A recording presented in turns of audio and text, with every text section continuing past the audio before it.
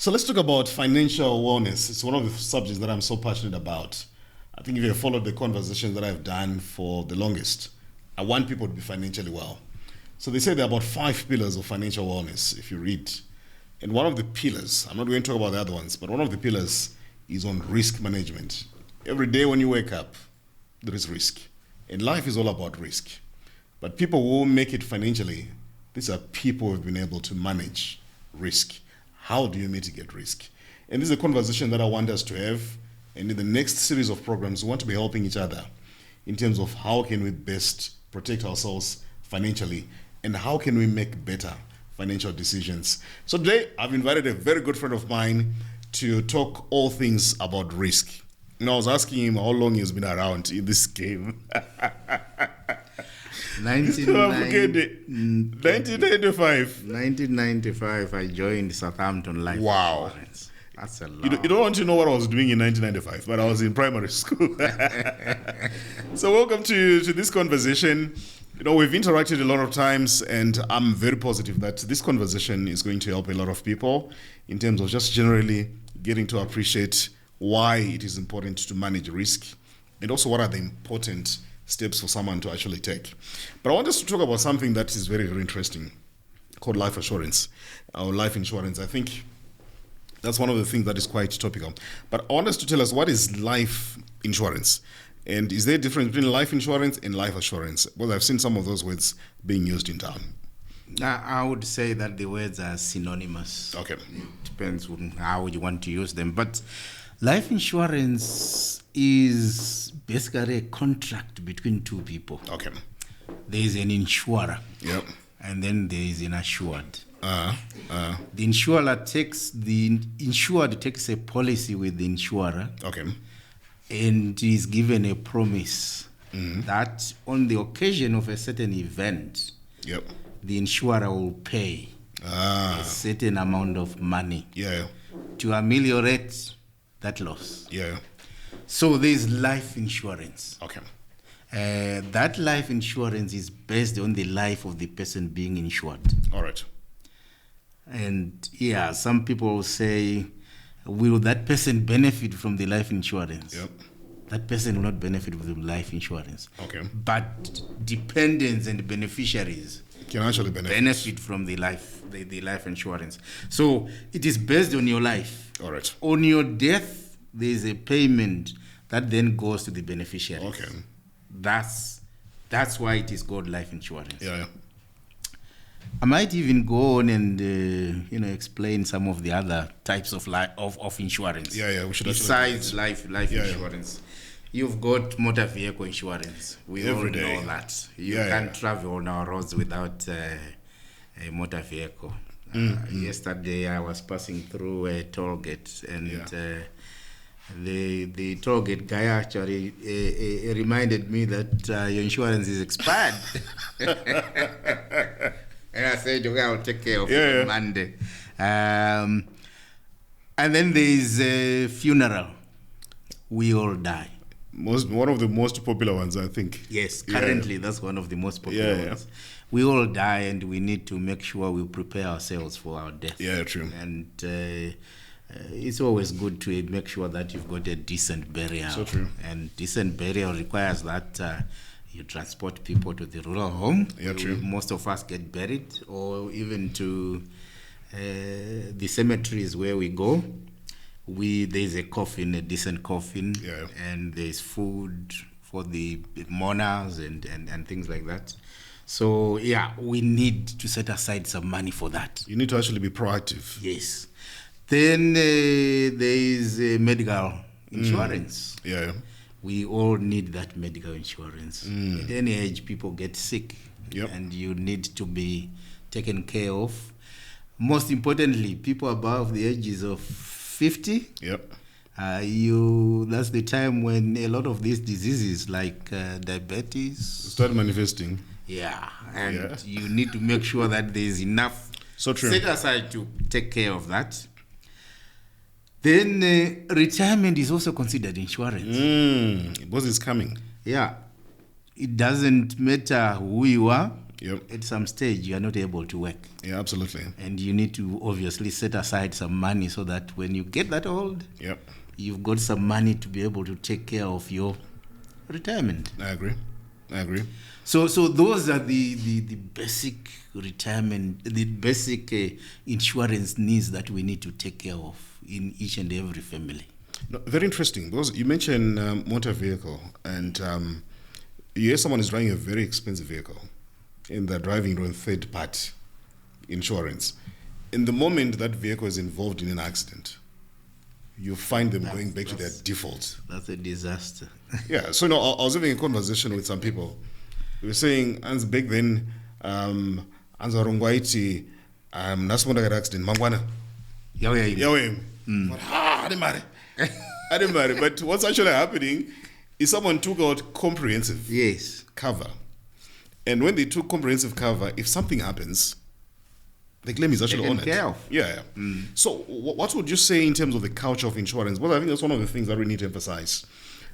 Generally, the culture of insurance, whereby we normalize insurance. But one of the things that we find is when people are budgeting, very few people actually say, I'm budgeting for insurance. When people's homes are raided, there's a break-in, that television set that has disappeared is gone for good. So at the farm, when there's hail, you've got your 50 hectares of tobacco, and all of a sudden there's this massive hail and it's all destroyed. You're not covered. You get back to zero. And I think that's one thing that we need to nurture. Why people should actually, I think that's the next question. Why should people normalize a culture of insurance? Yeah. Let me put it this way. Worldwide, in most developed economies, financial planning, which includes issues of insurance, and a wholesome approach of covering yourself against the risks that you talked about right at the beginning, is critical. Making sure that you get protected against these vicissitudes that take place. So, in an individual's life, you need to be able to plan. That's true.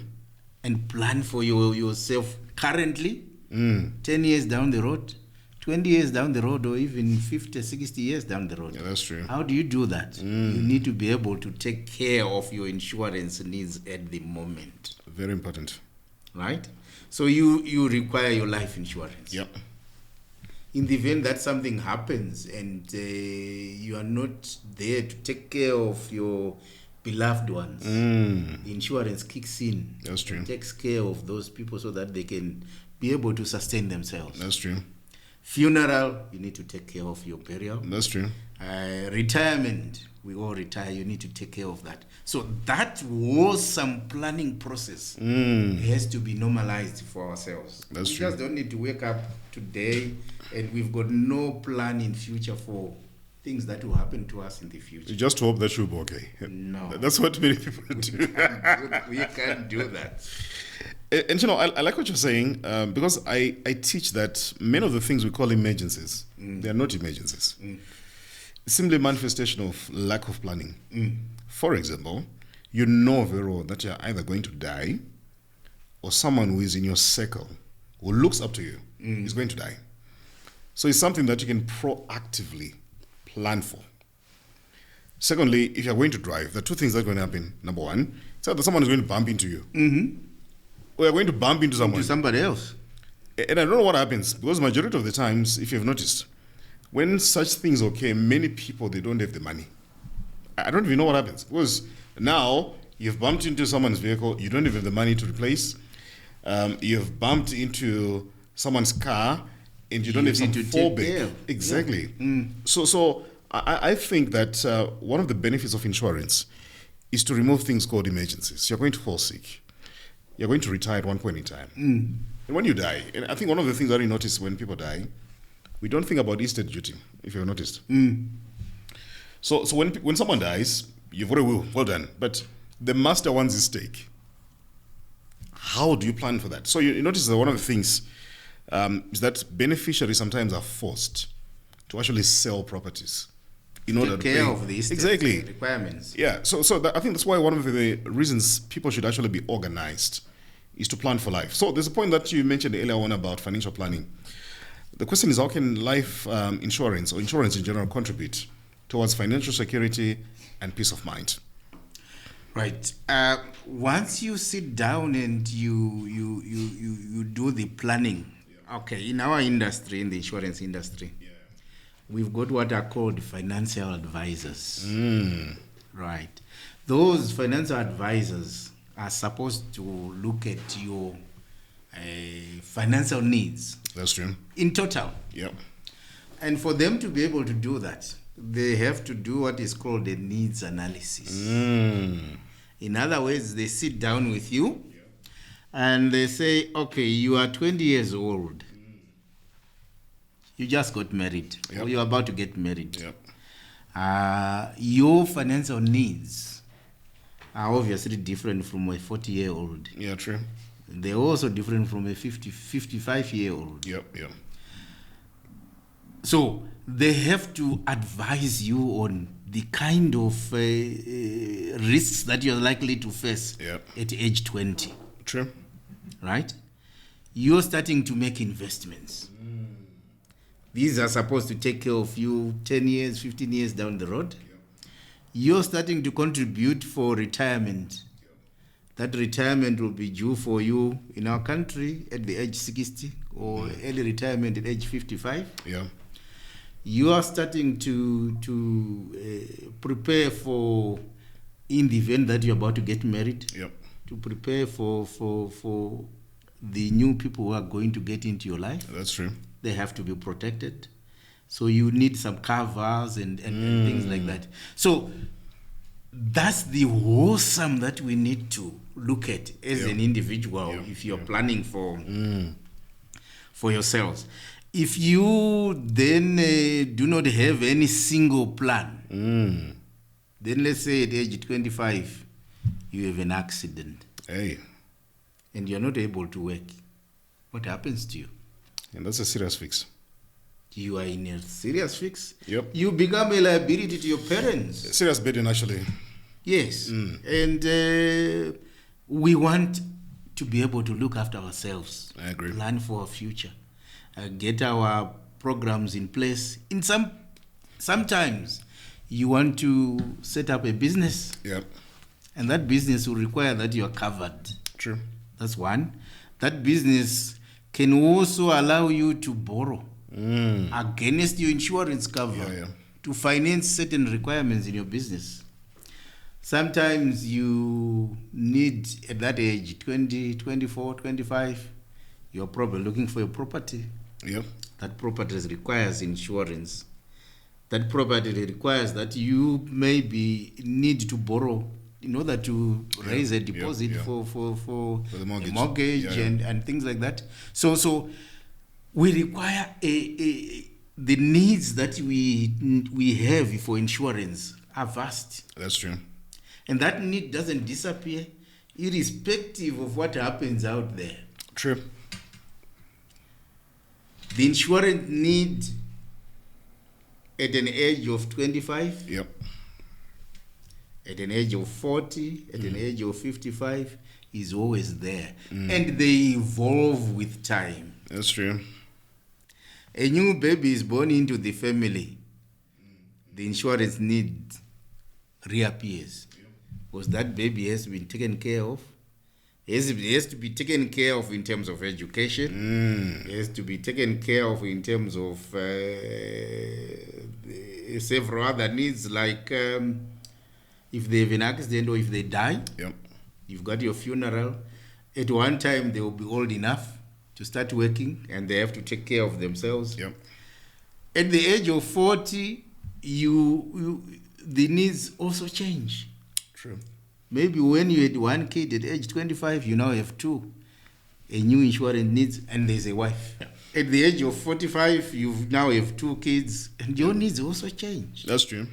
Where you had the 2 bedrooms at age 30, you probably now need a 3-bedroom house. And you need to buy a new house. That's true. And that financial planning that includes financial insurance is important to be able to get you where you want to get to. It assists you to get to your financial goals as an individual. And that's very important. And I like one part you're talking about. Planning is something that is intentional. And some people just hope that their life is going to be in order. But you actually need to sit down, deliberately say, this is the life that I want. This is what it's going to entail. These are the risks associated. That I'm going to face. Exactly. This is how I'm going to mitigate those risks. Exactly. So you notice one of the things that every day when you drive your car, the way someone who is comprehensively covered, the way they drive, and someone who is not comprehensively covered, the way they drive, it's very, very different. Very different. Because in as much as you're comprehensively covered, it's not necessarily a license for you to be negligent, because there are penalties that come. But the confidence that you don't have to worry about money is a fundamental confidence. And I think it speaks to the issue of financial security and peace of mind that you're actually talking about. But I think one of the things that I've noticed generally is people are generally reluctant when it comes to things like insurance, assurance. I think we're going to talk about that in terms of the misconceptions. But have you ever noticed that life happens? Doesn't matter what happens out there. Life happens. Whether the Zimbabwean dollar is crashed. The needs are still there. The needs are still there. Your children still need to go to school. Need to go to school. You're going to die possibly. You're going to die. Yep. You are going to retire. Exactly. So the needs remain there. So true. So whatever way, we need to be covered. Somehow. In fact, I was speaking to a group of people in the insurance sector, and someone gave me a very interesting response. He says, do you know, you're better off with some product. And at that time I was talking about one of the products that I have that was paying about $5,000. And I was saying, do you know, a particular family is better off with $5,000 than with nothing.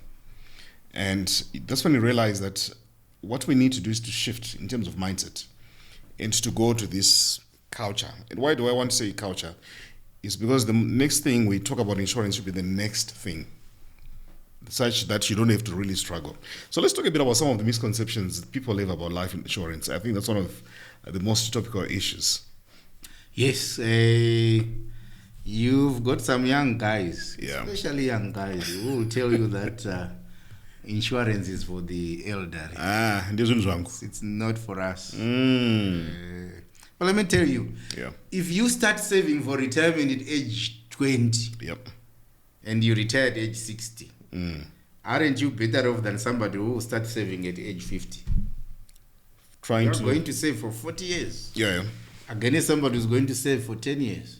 So on retirement, you are likely going to have more money available to you than somebody who's saved for just 10 years. And that's... So as soon as we get into the working environment, it's very important that we start to save for retirement, for personal belongings and things like that. Let me go a bit further there and try and explain about retirement issues in Zimbabwe. I think it's one of the topical questions. The rules of the country say we retire at age 60.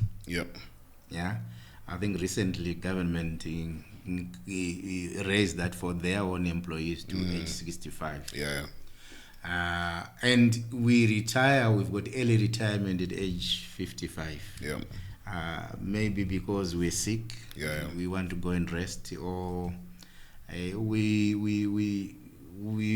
are allowed to retire from age 55 for some reason or the other. But the important thing is, in our environment, retirement is a very tricky issue. I remember when we were young, you see an elderly guy who has been working in Harare, he's come back to the rural homes and says he's retired. This guy was very well equipped. You'd go every month and bring in plenty of groceries and titles. Retired now. They're well looked after. It's tricky in our case right now. There's several issues that have happened.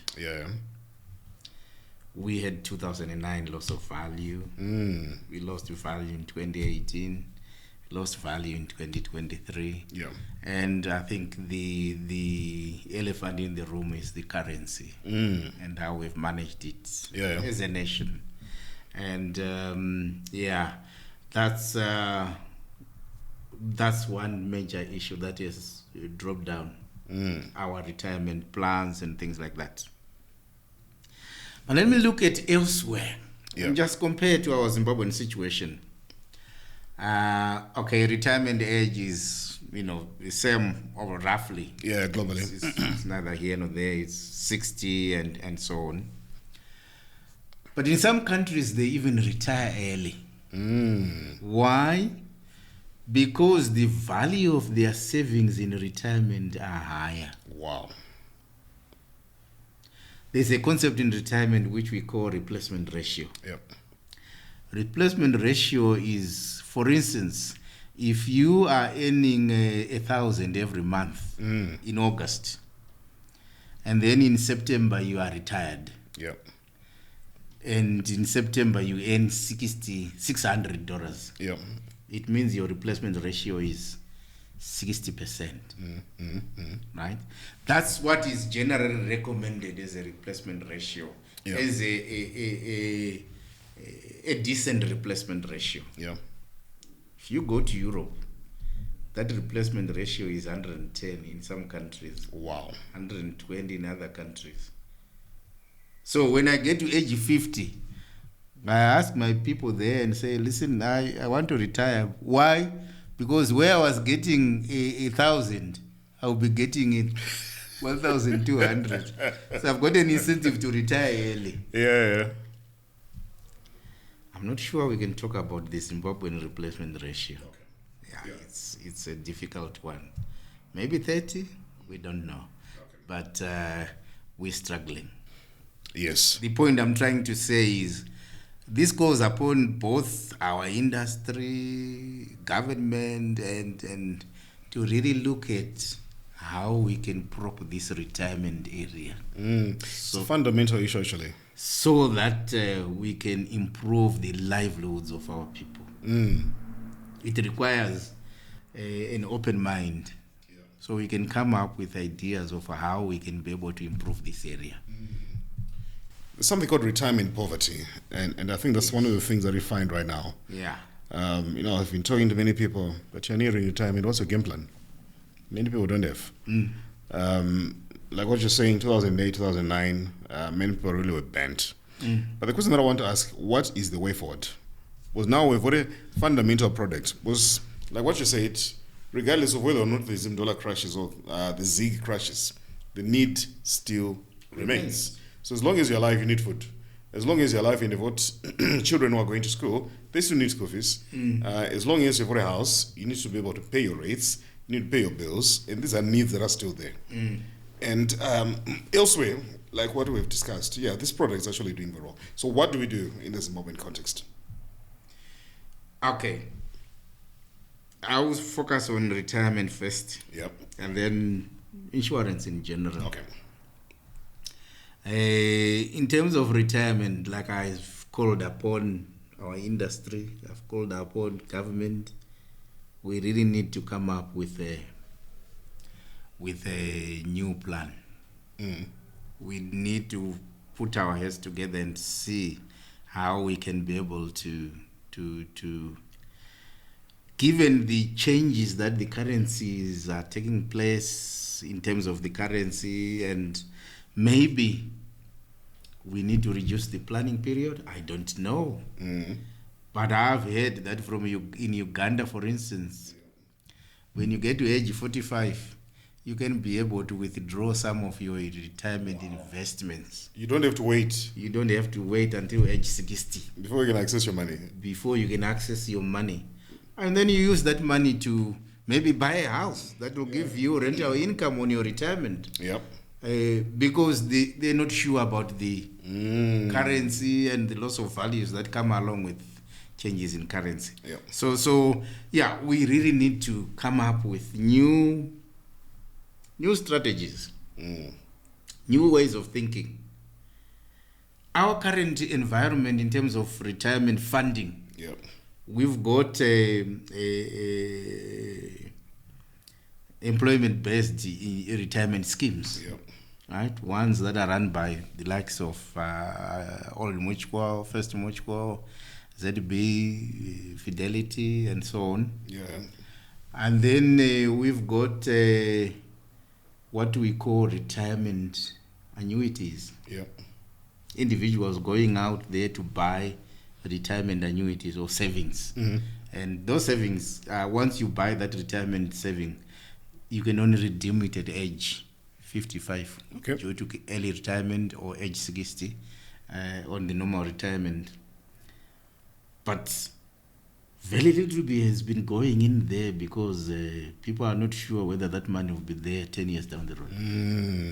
You remember the loss of values we've had over time? True. You mentioned them. Then we've got NASA. NASA was set up in 1994 and was supposed to take care of the lower end of the market in terms of providing them with a retirement at the end of on their retirement. But the covers that it provides are not minimal. Compared to the daily expenses that you have. Exactly. So those are the three pillars that we are using in retirement. So maybe we need to look at more pillars. True. Maybe we need to reshuffle those pillars and make one pillar more important or not. I don't know. But we really need to put our heads down and say, given the environment that we face, how do we move forward in terms of providing a good pension for our people? That's on retirement. On life assurance, again, the loss of value has really reduced our trust with the client. We have to talk about these facts. True. Somewhere around 1990, in the 90s, early 1990s, insurance penetration in this country was somewhere around 8-9%. 89. 8 to 9%. Oh, okay, Currently, South Africa is somewhere around 9%. Probably the highest penetration in Africa, and then you've got Morocco, I think. We are struggling today at around 2 to 3%. Wow. That's a reflection of the loss of confidence. Apathy as well. That we have faced over the period. So, again, it's incumbent upon the industry, the life insurance and the other insurances. That's true. Industry to try and sit down with the government and see how we can bolster that. That's true. But it all boils down to trust. I agree. We need to build trust. When we make promises to pay, we need to honor. We should honor those promises. That's the bottom line. In fact, that's the best customer service strategy. Honoring promises. I've seen a certain big institution in South Africa, life insurance company in South Africa. Their mantra is, we pay our claims. Wow.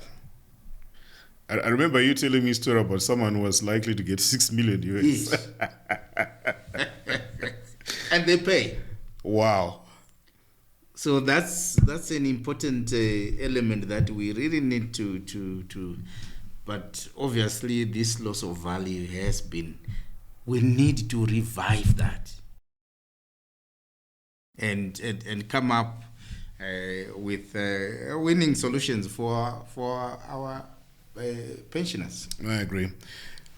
So, Life Offices Association. What is the mission of Life Offices Association in Zimbabwe, and what's your role in terms of improving public perception and understanding of life insurance? Yes, the Life Offices Association is, I think, let me explain first who they are. It's an association of all life insurance companies. Wonderful. And reinsurance companies. There are 14 members, 10 life insurance companies, 9 life insurance companies, and 5 reinsurance companies. Yep. The life insurance companies are, you've got your Old Mutual Life, your Fidelity Life, Zimnat, ZB, CBZ, Nyaradzo, Doves. They're all part of the life insurance sector. Econet, EcoSure. All right. Yeah. So those are the life insurance companies. And then we've got 5 reinsurance companies. Yeah. And reinsurance companies will take some of the risk from the life insurance companies and place it maybe internationally rather than locally. So reinsurance companies, we've got FBC Reinsurance, we've got Emeritus Reinsurance, we've got First Mutual Reinsurance, we've got ZEPRI Reinsurance, and recently we were joined by Waika Reinsurance. Oh, wonderful. So those are the 5 reinsurance companies. So our intention is to try and communicate to the public why they need insurance. Yeah. We have faced our issues. Yeah, true. And but the insurance need remains. It still remains. Yeah. We don't throw away the baby with the bathwater. Yeah. So irrespective of the losses we have faced in the past, true, we still need to let the customer out there, you and me, you would still need to understand that there is a need for life insurance in your life. It's very important. Yes. That's what the Life Offices Association stands for. We want to make sure that our customers out there understand the need for life insurance. And that's we very need important. to educate them. And obviously this is part of what we're trying to do. Very, very important. You know, I like one of the biggest points you're making about the need remains there. You still need to eat. You still need to have bills paid. You still need to have school fees paid. You still need certain defined obligations to be paid. And that's the power of insurance. So this is the conversation we're doing, financial literacy and financial awareness. That's one thing that we want to impart. And we hope that these conversations are going to be inspiring you. It also having uncomfortable conversations. We know what happened in 2008. We know what happened in 2018, 2023. But the conversation still remains, what do we do? And the truth is, you still can't afford to just live without some form of insurance product because they are necessary, the needs are there. So we'll be having more and more of these conversations and touching on key aspects, but we're very happy as well to hear from you. Please share with us questions that we want us to explore, discuss, and ventilate further so that in the future, next programs, we're also able to take time to look into these programs. Because ultimately, our desire is for you to be financially equipped, make better financial decisions. Mr. Rufai, thank you so much for sparing time. Do you have any parting words today before we terminate our conversation? Very profound. Yes. Separate the diaper from the baby. Yeah. Very, very important. So thanks so much for sparing your time. We're hoping that we're going to be doing this more and more and just try to equip people in terms of why we need to normalize the culture of insurance and to ensure that when life happens, at least you have got some form of cover somewhere, somehow. So thank you so much for this, sparing your time and just imparting the wisdom that you've gathered over a long period of years. Thank you. All right.